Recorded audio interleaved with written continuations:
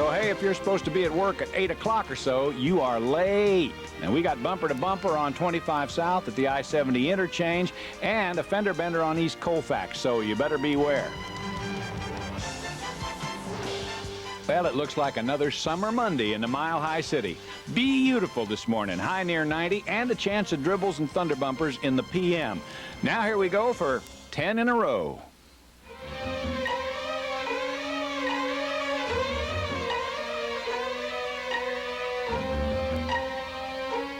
It was a beautiful morning, and for most residents of Denver, it was starting out pretty much like any other July day.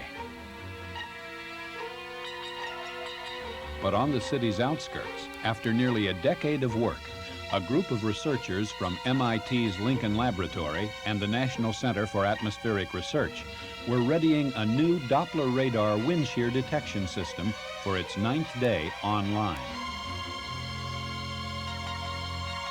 This is the story of the events of that day, July 11th, 1988. A day that at least 4 flight crews on approach to land at Stapleton International Airport will remember as the day all hell broke loose.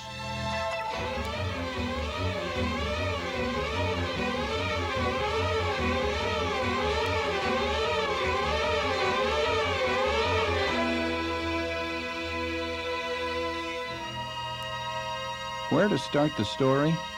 Well, probably here with the new system. A system that will automatically identify and report the location, intensity, and direction of movement of wind shear events that could be hazardous to air traffic. A Doppler radar, sited specifically for the airport and using sophisticated ground clutter suppression techniques, searches the airspace in a 50-mile radius of the terminal area. The massive amounts of raw radar data indicating the reflectivity, the velocity, and the spectrum width of a storm are so complex and updated so often that it requires sophisticated computer technology to process and present the information to controllers in a simple format, showing the alert notification, the runway segment affected, the predicted airspeed loss, and location. Now, because this was an operational test, the decision was made to have a trained meteorologist monitor the system to ensure that no wind shear event of 20 knots or more occurring in less than 2½ nautical miles went undetected. Bill Mahoney was working the operations center on July 11th. Here's how he remembers the day. At Stapleton, there was very little weather for most of the day until about 3:30 in the afternoon, when the thunderstorms began moving off the mountains. And then about 3 or 4 minutes after 4, I looked on the radar screen and noticed this very, very strong but very close microburst that was just south of the east-west runways. And at first I didn't believe it because it was the strongest, tightest couplet in velocities I'd ever seen. Fortunately, the TDWR algorithms did alarm on the microburst in a timely way, and we knew that the system was functioning as planned. We were just a little bit nervous of the fact that there were aircraft continuing to arrive through the event. And continuing to arrive they were. In all, 5 flights were inbound to Stapleton's east-west approach corridor. 4 will eventually encounter the now building microburst, and the 5th will make an early decision to avoid. Who wants to go missed? United 862, we'd like to go out to the right here if we can. United 862, change runway to 35 right, cleared to land. I do have a microburst alert that runway, winds 35015, a 40 knot loss on a 3-mile final. We don't want to make any approach. We'd like to go out and hold somewhere until you stop getting the microburst noise. The next flight entrail was United 395. First Officer Bernie Dolan was the pilot flying, and he remembers the afternoon very clearly. The ATIS reported low-level wind shear, which is standard. You get that probably 50% of the time at least all summer in Denver. And there was a great large dew point spread, and they were calling the winds about a 3-knot tailwind on final. And we were ducking in and out, trying to avoid the cumulus clouds. And the bumps were significant. particularly at the lower altitudes. I think over Kiowa we asked for a descent down to 14,000 feet, and it was very uncomfortable at 14,000 feet, moderate turbulence. We managed to get clearance on down to 11,000 feet, driving in at 11,000 feet toward Altura. And as we approached Denver, the visibility was very good. You could see a long ways, but there were many small clouds, not heavy, clouds that you could almost see through with a lot of virga. We were planning to fly at 20 knots high. Normally only 10, but the conditions were right, and we had decided to fly 20 knots above ref. So we wanted to get it down and get it on the ground and get the airplane stopped was my main consideration. By 7 minutes after 4, the tower was receiving this alert. And this was the result. United 395, Denver Tower, runway 26 left, clear to land. Winds 2105, a 40 knot loss, 1 mile final microburst alert, not substantiated by aircraft. That got my attention, and I started, I was itching at the throttles. I had the power up, and the speed was up, and we were just a little bit high yet, but getting down there. We'd gone back to flaps 30, and all of a sudden we got the whoop whoop pull up, whoop whoop pull up. We got it twice, and I pulled the nose up slightly, and as we got the first whoop whoop pull up, and after the second one it ceased. But at the same time the airspeed began to drop, and it dropped quickly within a second or so, maybe slightly more than a second. I'd say it dropped 10 knots. The captain said, let's get out of here. There was already a little rain on the windshield, and the runways were wet by this point. I immediately went to takeoff thrust, brought the nose up to a takeoff pitch attitude, and during the rotation there was a little bit of a sinking feeling, and within, I would say, just a second or two, we seemed to be climbing nicely. The airspeed began to increase. United 395 was the first of what would eventually number 4 flights to go around before the microburst dissipated. The next flight, United 236, was approaching Stapleton on a trip from Seattle.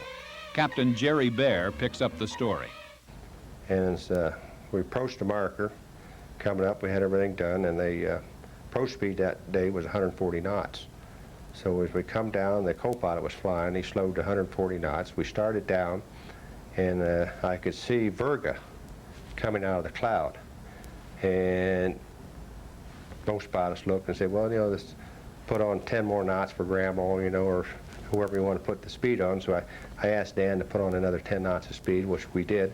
And so we were about 150, and this kind of like a wave hit the airplane. And the airplane was, as I said, kind of felt like it was backing up and it was rotating up on its axis like this. And he was shoving forward on the yoke and pulling the power back, and then we had no power in the airplane, and within probably 5 to 7 seconds we went from 150 knots to 210. But it was smooth all this time. It was smooth. And then you get that, well, it's going to end shortly, and that's when I told the co-pilot, better get full power, we're going around. And he came up with full power, and then it just like it gave out, and then we had violent bursts from the, I guess would be the microburst. But lining up with 26 left, it would take the airplane and move it sideways, maybe 200 feet. It just boom, sideways this way we'd go sideways. And we're going up and down, you know, constantly going up, you know. The nose is up, we're on a kind of go-around attitude. I could see the ground. And I would guess we were 500 feet above the ground. We maybe lost 400 or 500 foot coming out, washing out of the thing. And we were probably 500 feet with the nose up, trying to go around with takeoff power. And said we stayed at 500 feet about 55 seconds, they said. And I said we should have been climbing probably 35, 4,000 foot rate, but we weren't going anywhere. So. And this thing had the death grip on us to take us on through, you know. And as we got to the east or the west part of the field, we kind of flew out of it and went around, you know. By this time, United Flight 949 had crossed the Kiowa Fix and was being vectored by air traffic control toward 26 left, a path that would place it on a collision course with the still growing microburst. Hi, Tower United 949's marker inbound. 949, call flight 07, heavy DC-8 is going around ahead. Microburst alert. Threshold wind 09 or 03. Expect a 70 knot loss on a 3-mile final. And like the preceding flights, United 949 would make the decision to go around. But that isn't the end of the story. The final flight to be affected was United Airlines Flight 305 inbound from Des Moines. Captain Bill Dudgeon was flying. We turned base leg, and somewhere on base leg, or just about final, I looked over and noticed an aircraft on low final 26 left, which was executing a go-around. We hadn't heard anything to this point. We hadn't heard anything, as it turned out, of the other 3 or 4 airplanes that had gone around ahead of us. But he was going around, he was turning south, and we didn't know why, but it was another good cue that something was not quite right. And about that time, we switched over to tower frequency, and they told us, said Roger to United 305. I think he said something on a microburst or something, you know, on alert. The wind was so-and-so, and expect or been reported an 80-knot loss. Clear to, I thought he said clear to land. And we looked at each other, co-pilot and I, in kind of disbelief.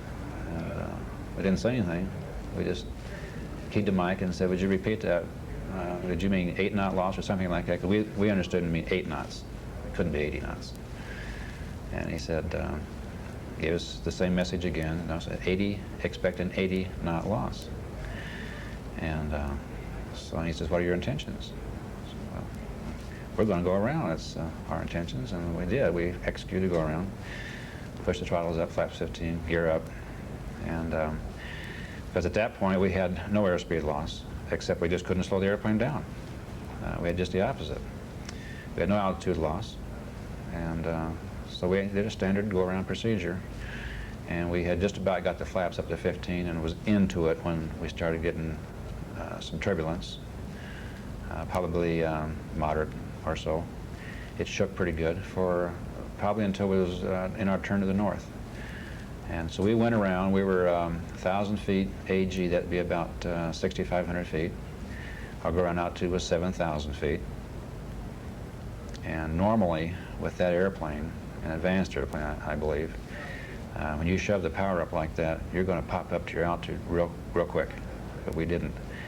It took us from that point all the way over the field and was into our turn, or had just completed it, northbound when we finally got to our altitude.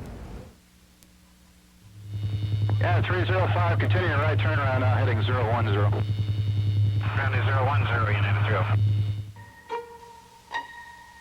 During the same time period, another part of the story was unfolding here in the tower. Craig Rader was working the local control position that afternoon and remembers the sequence of events very clearly. I remember relieving the controller. At that point, there was already microburst information on the CRT that was already beginning at that point during the position relief briefing. And consequently, I assumed the position from the other controller, and as the situation went on, the microburst intensities became worse. I believe they started out at 40, and then ended up 50, 60, 70, and at one point, at the worst scenario, it was 80 knots. The next few airplanes after that, to me, just as judgment, as a controller judgment, I issued the information to the pilot, issued the wind, the microburst alert, and it came down to a point where it was like, advise your intentions. What would you want to continue the approach or not?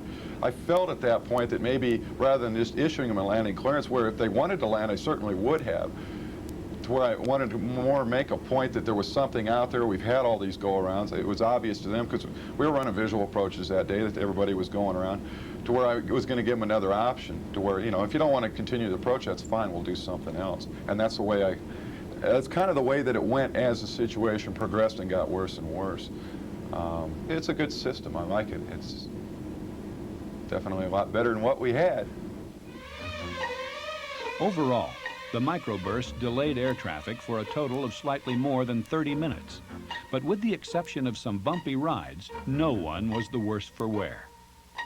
Now, let's take a look at what the flight crews knew was there, but couldn't see. Because in most cases, the dynamic movement of wind shear events are invisible. However, when condensed through time-lapse photography, you can see the devastating effect of the microburst.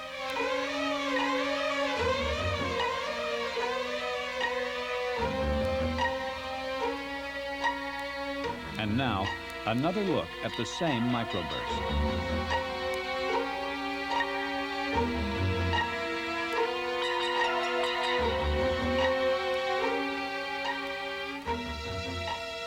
The effect of a microburst of this magnitude easily explains many of the unusual events noted by the flight crews. Because as an airplane enters the headwind segment of a microburst, it will encounter a significant increase in airspeed, followed by a downdraft. And then a rapid decrease in airspeed as the plane enters the tailwind segment of the wind shear. In most cases, the way the system detected the microburst and the reactions of the controllers and flight crews would have been considered a tremendous success. But since this was a test, each facet of the operation was evaluated very critically. NCAR's Dr. John McCarthy recounts the evaluation team's conclusions. After the July 11th incident, we took a very hard look at how well the system really operated. And I got to tell you that the results of that examination were tremendously exciting. The system worked as good as we could have possibly have wanted. The system was able to detect and identify this rapidly developing, very severe microburst. It produced timely warnings to controllers who passed it on to pilots. And as a result of that, the FAA has made a decision to go out and get a bunch of these radars and put them at the nation's airports. So that in the next few years, starting in '90 and extending a couple of years, most of the major airports in this country are going to have a terminal Doppler weather radar system. Now, in any new program, there's good news and there's some bad news. And the bad news is important to us because I have to say that we learned more in 10 minutes than we could have learned in all of the research programs put together in terms of the operational impact of this system. For example, in all of our work in wind shear, we found that so often in these accidents, some flight crew has encountered a severe wind shear, but did not in fact report it on air traffic control frequency. Same thing happened on July 11th. We didn't get a wind shear pilot report into ATC. Now, flight crews are very busy when they're on approach, but it's so important that if you encounter a severe wind shear, get that word out to air traffic control so that others have the benefit of knowing about that severe wind shear. To sum things up, the system did detect and report the microburst, and the alerts were valid and timely. So the system's hardware and software functioned well. But a possible problem with the microburst alert information transfer to the flight deck was identified and is currently being examined. However, the decisions of all 5 crews to go around may be the most important lesson of the afternoon, because they graphically illustrate the critical importance of making an early avoidance decision. So, all in all, I guess you could say things went very well on that July day that all hell broke loose.